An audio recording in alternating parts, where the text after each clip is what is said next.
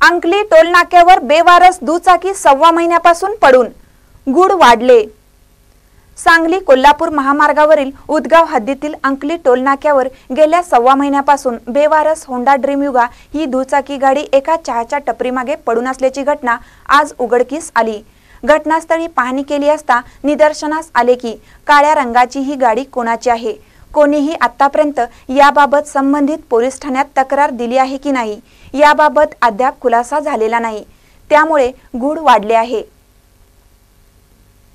इतकेच नाही तर सदर ड्रीम युगा गाडीची मागील व पुढील असलेल्या दोन्ही मॅगवेलसह चाक व बॅटरी तसेच दिशादर्शकसह दोन्ही आरसेही गायब आहेत। या गाडीचा अक्षरशः पोस्टमॉर्टम झाल्यासारखी अवस्था आहे, तर दोन्ही बाजूचे नंबर प्लेट सी नसल्याने या गाडीचा नंबर नाही।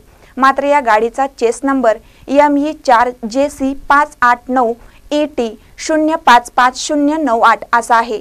या गाडीची अवस्था पाहिली असता घटनास्थळी ही गाडी कोणीतरी चोरून आणून वाहनाच्या पार्ट्सची चोरी केली असावी की घातपात असावा असा संशय व्यक्त करण्यात येत आहे।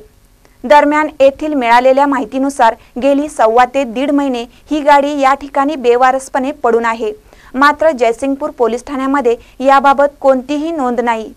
सदर होंडा ड्रीम युगा गाडीवर मागील बाजूस फिर मिलेंगे आणि पुढील बाजूस समीर व शाबाज असे 2 मुलांची नावे असून मध्यभागी 786 असे लिहिले आहे।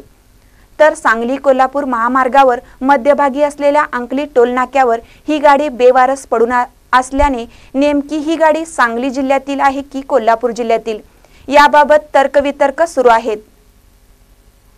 महानकारी न्यूज साठी अंकली फाट्याहून संदीप इंगळे।